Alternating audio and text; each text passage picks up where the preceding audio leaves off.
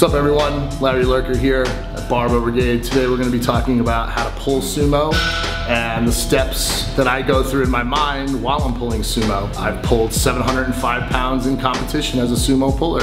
I think a lot of people who squat low bar are finding that that transition to sumo deadlifting works really well.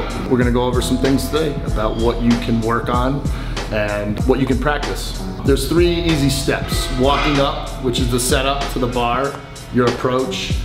Second is bracing, both your abs for the pull and the actual pull itself. So when you walk up to the bar, I generally walk up and I spread my feet out a little past the rings. I like to open up my stance pretty wide. I have pretty good hip mobility. When I say open your hips, it just kind of looks like this. You want your knees to push out that way. You don't want your knees to go in like this. You want your knees out, supporting your hips. So now that we've gone through the initial setup, we're gonna talk about bracing and how to properly brace. I take a huge breath of air in, fill this whole thing up, press really, really hard against my belt, while simultaneously pulling my hips in and forward, making the distance between my hips and the bar as minimal as possible.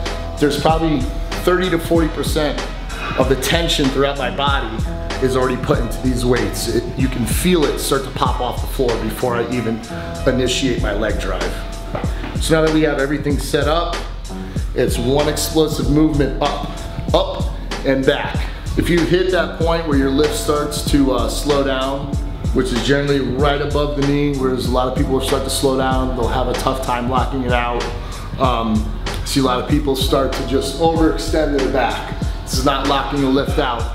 Squeeze your glutes as hard and as fast as you can. That will shoot your hips forward really quick. The whole point is to just create the least amount of distance between your hips and the bar by practicing this movement and technique over and over and over at a sub-maximal weight. What is sub-maximal? 50%, 60%. Don't try being a hero and go in there and 80%, 85. Start off slow, 50%, 60%. Work on your technique, work on your form. These are things that are gonna make you a better lifter in the long run.